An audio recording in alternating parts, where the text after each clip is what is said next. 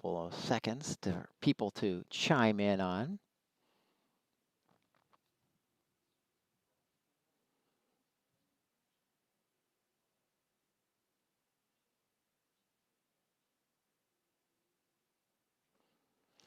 All right, let's get the show on the road.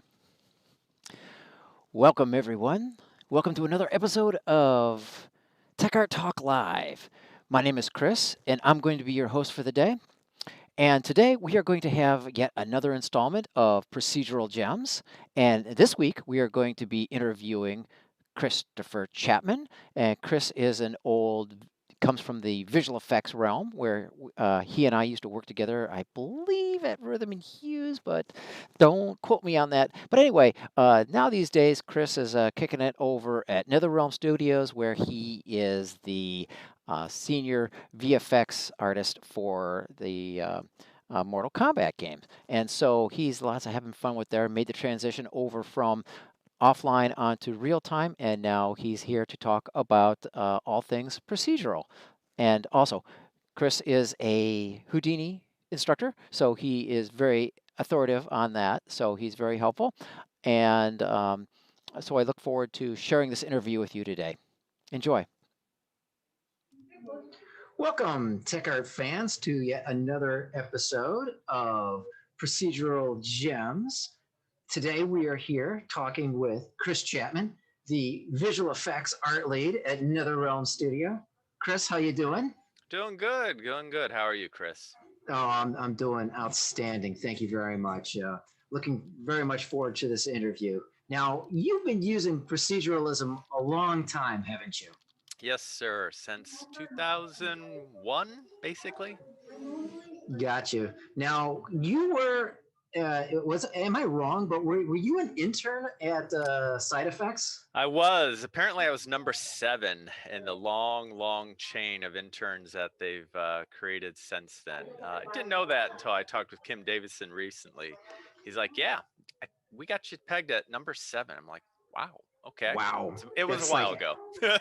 that was right at the very start of things. Yes. So that's really amazing. So if you were taken in as an intern, then you must have known proceduralism was the way to go.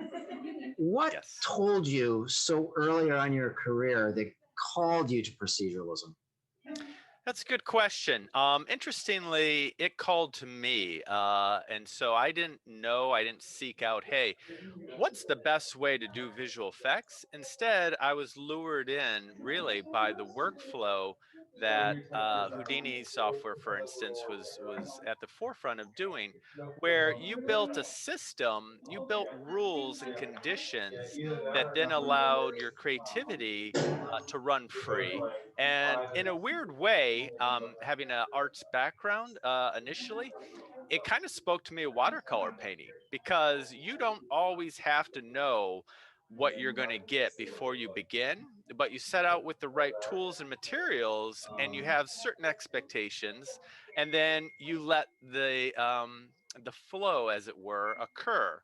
And in watercolor, it's obviously the water and the paints and the surface of the paper. In Houdini, it's data and how you feed it from one part of your rig to the next. And in that way, creativity can come into play as well as having, a very deliberate, controlled set of environments within the rigs. Mm-hmm. Okay. So, like, what advantages do you particularly find using proceduralism when creating visual effects? Yeah, so that is the key to why I found success in doing visual effects for myself and really everyone I work with. Is the strength is you're able to have a very flexible system to respond to art direction. And you're also working with a very powerful set of rules that allow for some crazy simulated of effects, some very complicated conditions that your effects have to meet. And you are able to blend those two. elements basically Oh yeah. by So designing a system, creating your Houdini rig, for instance, that allows the simulation to occur. But you also have hooks you put into that, you just say, need to driving organize point data these and attributes collateral that you can then come back and agreements. massage. Maybe it's during the simulation, maybe it's post Yeah, simulation, and you got to and position those that. are built in to allow that flexibility at the back end to say, hey, we need this is 99% right, but we need this one bit That's fixed. not And you can say, rotated, hey, I and can that's a do frequency that that you're supposed to because get. the system I created allows for that flexibility. Oh, awesome, awesome. So that's a very good process. And so does that pretty much generally describe your overall process when creating any kind of visual effect? When I go and look at an individual effect, I kind of have to address things at a more high level. So often, what I'll do is I'll say, "What's the goal here? Is this an effect that we're going to have a one-off? It's going to be in one shot or one part of the game. It's its own thing, or is this an effect that really just has to complement something else that's going on with character animation or the environment?" And then I have to decide, or it's usually told, it's made evident that this is something we're going to see again and again and again. So this is a dust hit, this is a debris hit, this is a bullet trail. I need to make a system to accommodate unknowns where it's going to be used in multiple places versus this is the environment, this is the timing of the character animation, this is exactly the beats and the space on the screen it needs to occupy. We're not changing anything. So those two categories really help define how I'll approach what I'm going to create as far as the system. It's always trying to build toward that goal of like you don't want to do too little, but you don't want to overcommit or over engineer something. And then finally, usually, if I'm not doing the effect, I'm going to be handing it off to a team. I have to make that effect, the system, readable, usable. I have to expose the parameters I need the team members to use and hide those that could get them in trouble if they monkeyed around with. So, contextually, I try to take all that in and then start doing the work. And this is kind of key to proceduralism in my experience. You can noodle around, you can go down, all sorts of paths where you just sort of free form. But it's best served, in my experience, to have a map. And that map is answering those questions I just sort of put out there, posited, and then try to answer that as best as you can with the data you're given from team members or the folks on that project. Oh, very cool. Um, I just had a thought that just popped into my head, but I'm afraid it disappeared on me. But Yeah. well, that happens. It'll come back around.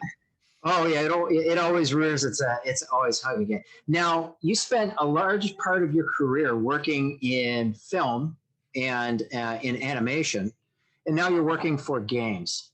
Yes. So as far as proceduralism is concerned, where do you feel the biggest impact is during that transition going from offline to real time?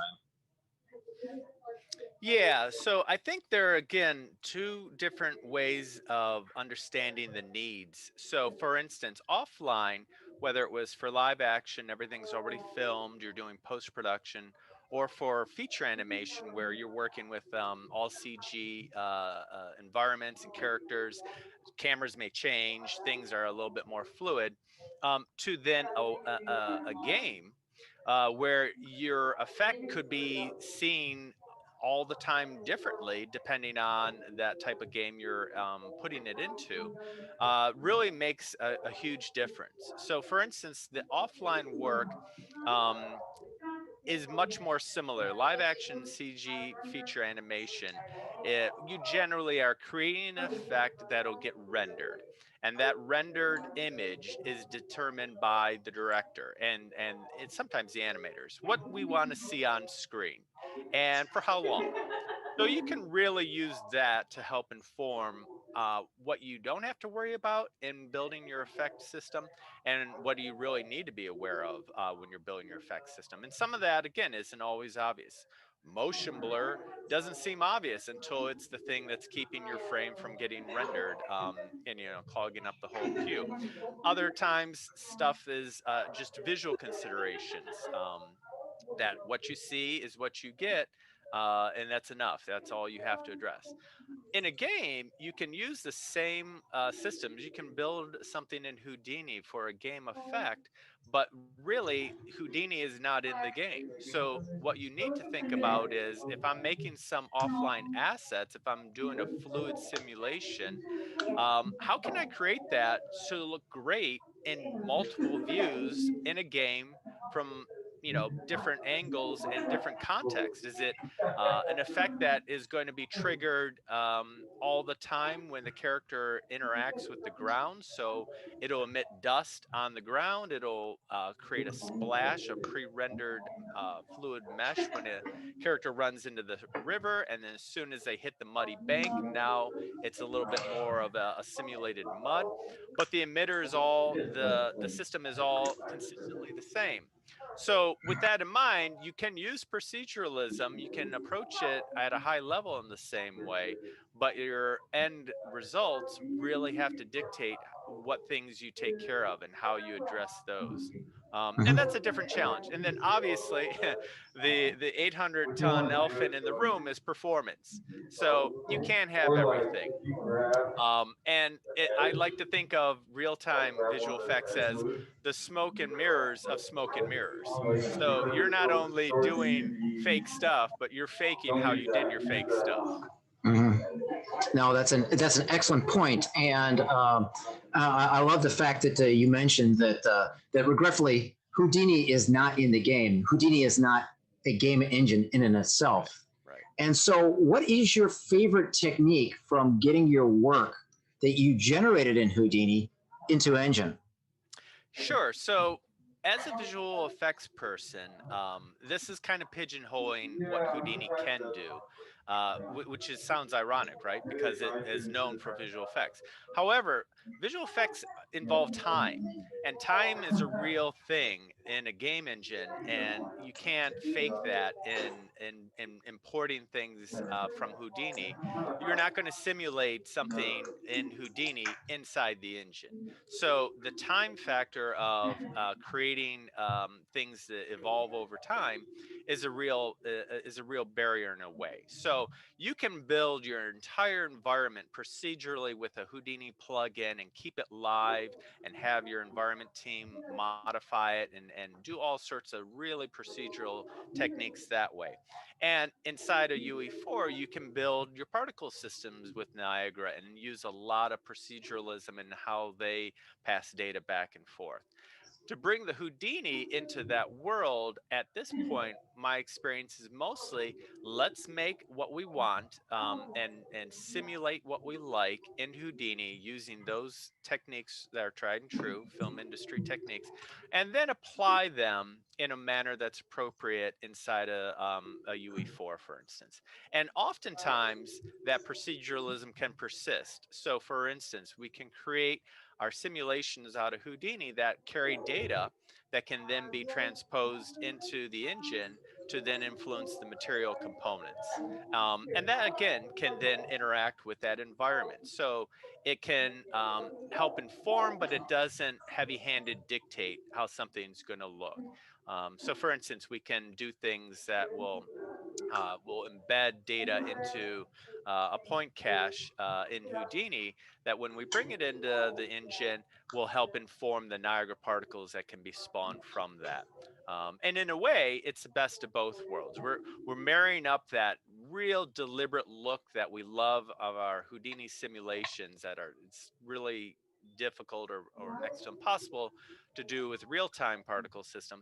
We're marrying that part up with the dynamic system of the particles in the engine. So then they can fall, they can interact with the characters, and they can feel like they're alive and part of that environment. Mhm. So, have you had a lot of opportunity to work with driving particle systems in Engine? Yeah, That's the instance from the instance from Houdini, huh? we're getting there, and this is stuff that's I think everyone who's chasing it is active on that front now. And the more I see, the more I want to do in engine. Honestly, I love doing things in Houdini. I love standalone processes, but I also, and this is why I moved to game industry, I love the immersive experience. I love the ideas of making things live, literally, for the end user. Gotcha. Now, what kind of are the up and coming technologies do you think that people will be employing creating visual effects that use proceduralism, but with a consideration of a real time application? Yeah, so I'm gonna open that up. It sounds like this is what you're asking for, to go out, get outside of effects only. So I believe there is a huge opportunity in that way, because I think in an open world you can definitely set out um, conditions, procedural events that can open new doors, literally, that can unlock different aspects of a game that again can live in a live context. And I also think at a very high level, a procedural way of storytelling is exciting. And again, sort of just keeping it very global here with the term procedural. Mm-hmm. I don't want to go. I want to go into a photograph of something that's well known and go explore that world. I want to sort of take a static image, a moving image that's up on the theater screen, and I want to go around the corner from what they just photographed or filmed. That would be immersive. That would be a procedural workflow to say, hey, we built this world and it can continue to grow based on your input. And that is, in a nutshell, sort of that proceduralism. It takes your input and builds something for you that's different than your neighbor, your buddy, who could be seeing something different. Pie in the sky. I'm not saying anyone has mastered that or the technology is completely there yet, but I think that's what I would do. That's what I want to go and explore. Mm-hmm. Now, you've started off in film and now you're working in real time. Do you think there's going to continually be a kind of duality of those two kind of ways of presenting media, or do you think they're going to merge? And or what do you think? How do you think that's going to affect the future of media? What if in your game you can just go watch a movie? So, what if in your game that you've created your procedural world that you gave the inputs to make it the way you like, you can also then go surf Netflix or Amazon Prime so you can watch your serial uh, series and whatnot. So, yeah, mash it up. And I think the advantage of good storytelling requires talented writers. So stuff does have to have a beginning, middle, end. Technically, to make people come back and keep have the cliffhanger, come back and watch the next. That's not proceduralism per se, right? So you do have to have some of that structure. But I think in a weird way, and I've seen some of this already, you can have that old like select A for this ending, select B for that ending. There's opportunities, I think, in a way that you could expand on that. So again, the end user, if you do it in a subtle way, won't even know they're selecting those choices, but Mm-hmm. based on their inputs up to that point, help inform. It's that sort of direct marketing. They know what to advertise to, so they'll know how to direct the story, in game to your likes or dislikes. And that would be exciting. I think, again, it's more about bringing multiple disciplines together and having a strategic high level view of what you're after and letting those specialists do what they do best, and then coordinate the results so the end user experience is fresh, exciting, and they want to come back to it again. Now, I think that's an excellent point. That's a rule that I have to continue to remind myself of myself is collaborate with others to create something bigger and bolder than what I could do by myself. Absolutely. And I think that's true in art. I mean, I'm not going to go off on a tangent, but the whole idea of the artist as a singular entity of this genius capacity just doesn't do it for me. The best stuff, I believe, is always a collaboration. It's always been my experience in film, still in games. And honestly, I can't see art being confined to that category anymore either. Yeah, it's I just had a realization today that of all these interviews for procedural gems, although there was a lot of really good programmers, it's really about how it's applied towards the creation of art. So that must mean that proceduralism itself must be kind of like an interactive, kind of collaborative tool rather than just something that you press the button and have it automatically created. It There must is. be, It's the process I love.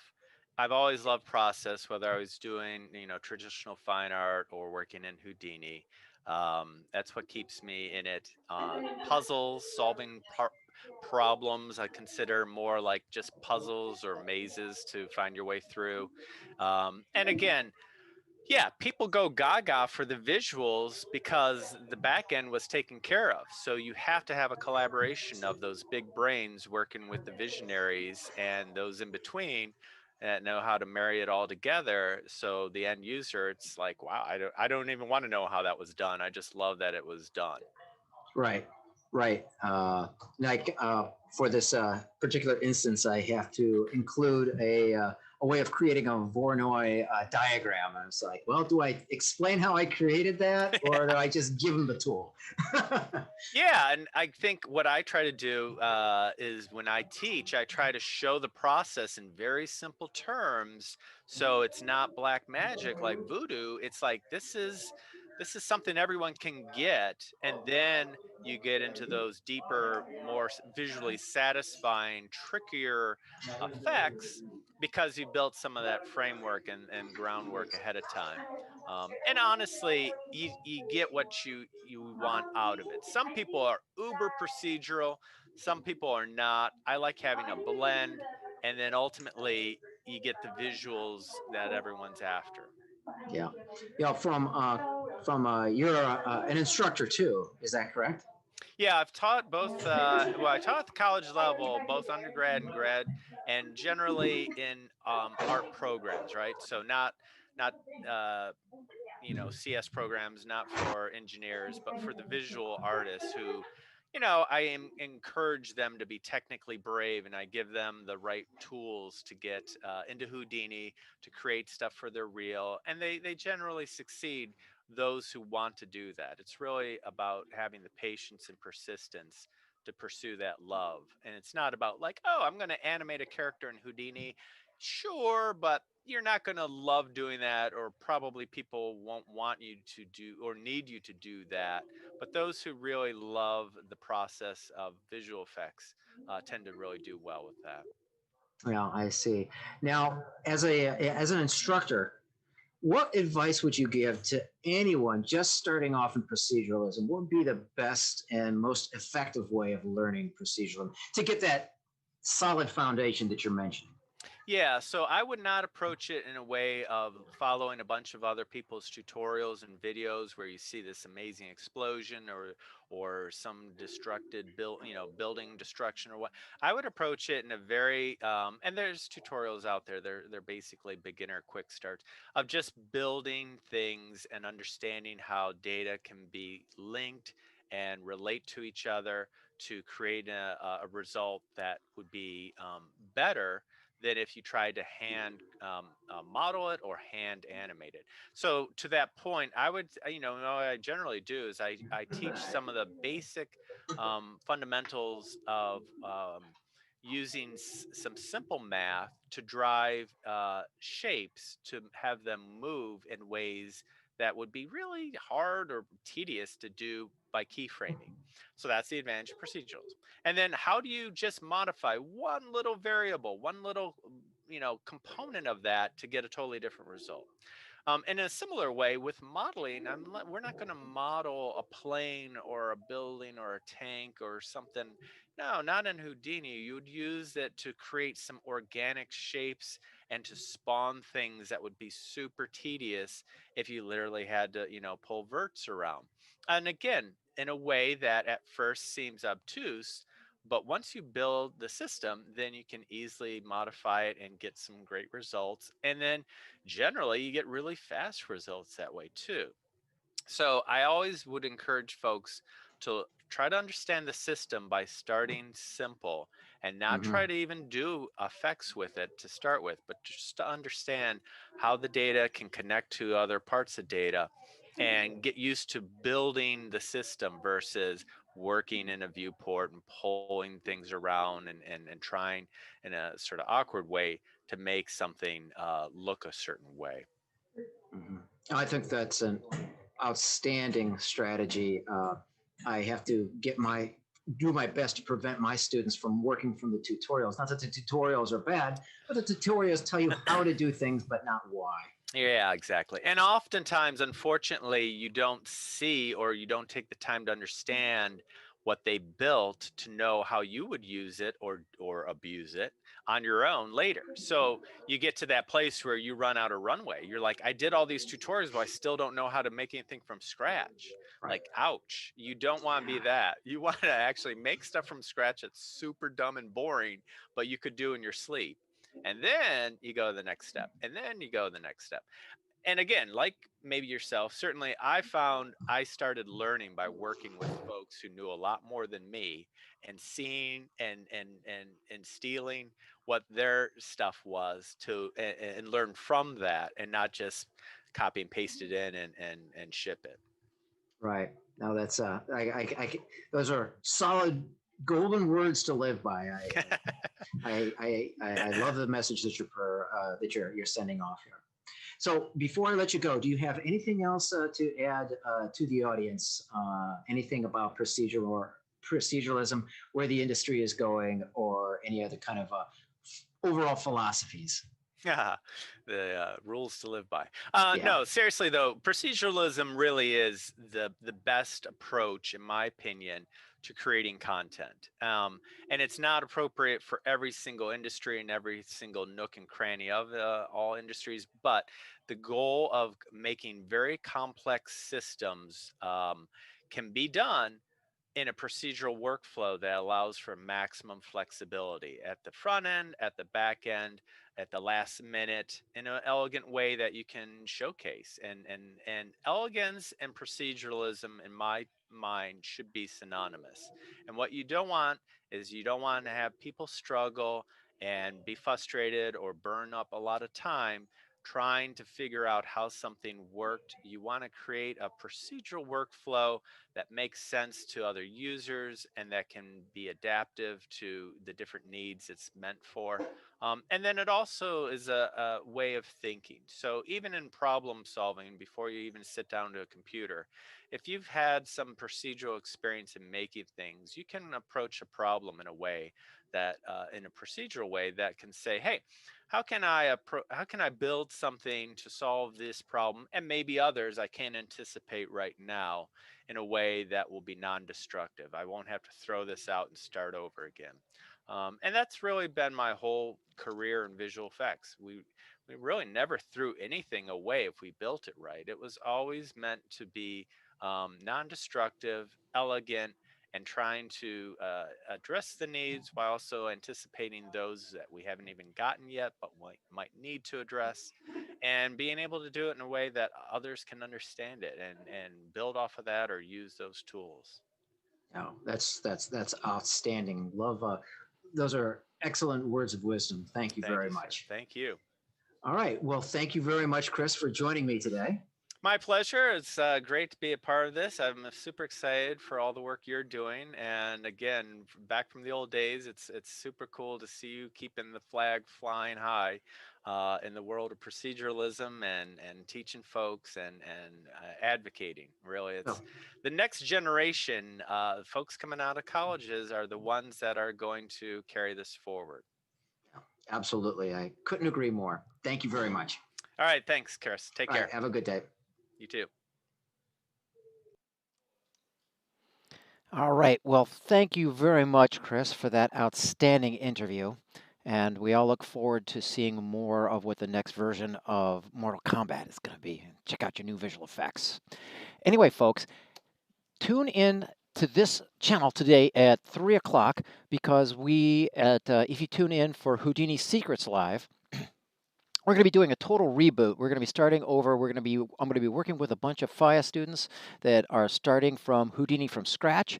And so if you ever wanted to learn Houdini, but were afraid to make that first step, this would be an ideal time to actually make the jump, because we're going to be introducing Houdini from a very beginning, and we're going to show how it basically functions, the basics, very basics, and getting a little bit of introduction into UE4 in as well. And if you don't want to, then I will see you next week on Tech Art Talk Live, when we hopefully will be having an interview with Side Effects, Rob Stoffer. And Side Effects, if in case you didn't know, just released Houdini 18.5, and so they are just busy beyond all end. If you like what you saw today, go on ahead and subscribe to my YouTube channel, and check me out at Chris Rhoda on Facebook and on LinkedIn, and check out the TechArt EDU on both Facebook and LinkedIn as well. Anyway, thank you very much, and we will see you all again next week for TechArt Talk Live. Bye.